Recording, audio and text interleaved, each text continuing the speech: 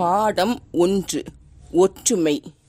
தம்முடைய குமாரனும் நம்முடைய கர்த்தருமாயிருக்கிற இயேசு கிறிஸ்துவுடனே ஐக்கியமாயிருப்பதற்கு உங்களை அழைத்த தேவன் உண்மையுள்ளவர்.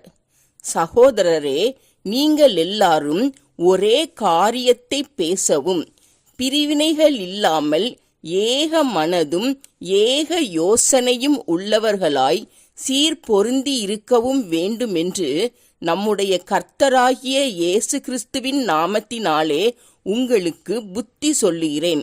1 கொரிந்தியர் 1:9-10. பாடம் 2. ஒழுக்கம்.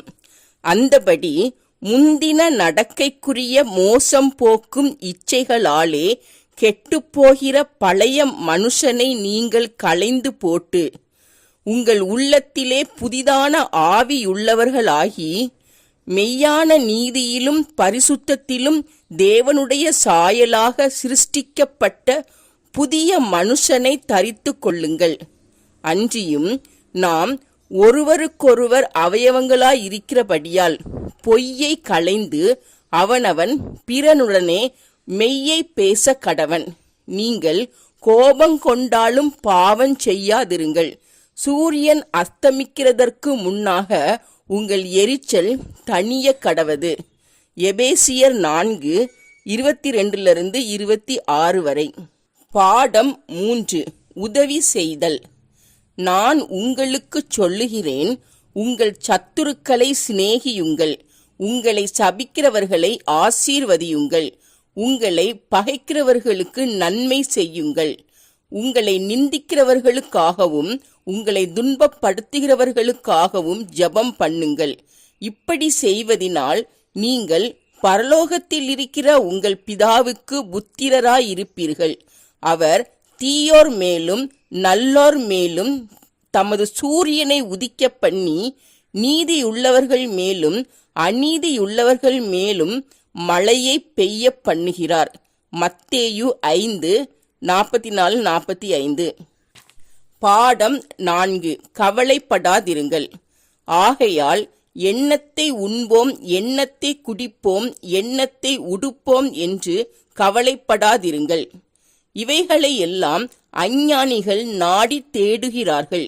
இவைகளெல்லாம் உங்களுக்கு வேண்டியவைகள் என்று உங்கள் பரமபிதா அறிந்திருக்கிறார்.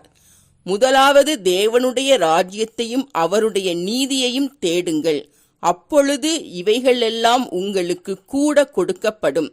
ஆகையால் நாளைக்காக கவலைப்படாதிருங்கள். நாளைய தினம் தன்னுடையவைகளுக்காக கவலைப்படும். அந்தந்த நாளுக்கு அதினது போதும். மத்தேயு 6:31-34 வரை. பாடம் 5. குற்றம் சாட்டாதே. நீங்கள் குற்றவாளிகளென்று தீர்க்கப்படாதபடிக்கு மற்றவர்களை குற்றவாளிகளென்று தீர்க்காதிருங்கள். ஏனெனில் நீங்கள் மற்றவர்களை தீர்க்கிற தீர்ப்பின்படியே நீங்களும் தீர்க்கப்படுவீர்கள். நீங்கள் மற்றவர்களுக்கு அளக்கிற அளவின்படியே உங்களுக்கும் அளக்கப்படும். நீ உன் கண்ணிலிருக்கிற உத்திரத்தை உணராமல் உன் சகோதரன் கண்ணிலிருக்கிற துரும்பை பார்க்கிறதென்ன? மத்தேயு 7:1-2-3. பாடம் 6. குடும்பம். அப்படியே புருஷர்களும் தங்கள் மனைவிகளை தங்கள் சொந்த சரீரங்களாக பாவித்து அவர்களில் அன்பு கூற வேண்டும். தன் மனைவியில் அன்பு கூறுகிறவன் தன்னில் தான் அன்பு கூறுகிறான். தன் சொந்த மாம்சத்தை பகைத்தவன் ஒருவனும் இல்லையே. கர்த்தர் சபையை போஷித்து காப்பாற்றுகிறது போல ஒவ்வொருவனும் தன் மாம்சத்தை போஷித்து காப்பாற்றுகிறான். நாம் அவருடைய சரீரத்தின் அவயவங்களாயும் அவருடைய மாம்சத்திற்கும் அவருடைய எலும்புகளுக்கும் உரியவர்களாயும் இருக்கிறோம்.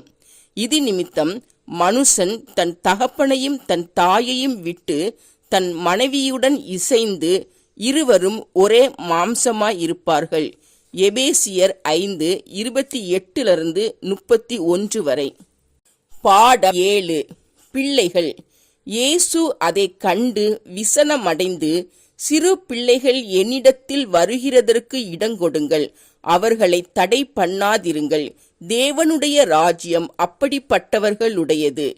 எவனாகிலும் சிறு பிள்ளையைப் போல் தேவனுடைய ராஜ்யத்தை ஏற்றுக்கொள்ளாவிட்டால் அவன் அதில் பிரவேசிப்பதில்லை என்று மெய்யாகவே உங்களுக்குச் சொல்லுகிறேன் என்று சொல்லி அவர்களை அணைத்து கொண்டு அவர்கள் மேல் கைகளை வைத்து அவர்களை ஆசீர்வதித்தார். மார்க்கு 10:14-15-16. பாடம் 8. உறவுகள். அதற்கு ஏசா, என் சகோதரனே, எனக்கு போதுமானது உண்டு, உன்னுடையது உனக்கு இருக்கட்டும் என்றான். அதற்கு யாக்கோபு, அப்படி அல்ல, உம்முடைய கண்களில் எனக்கு தயவு கிடைத்ததேயானால் என் வெகுமதியை என் கையிலிருந்து ஏற்றுக்கொள்ளும். நீர் என் மேல் பிரியமானீர். நான் உம்முடைய முகத்தை கண்டது தேவனுடைய முகத்தை கண்டது போல் இருக்கிறது. ஆதியாகமம் 33:9-10.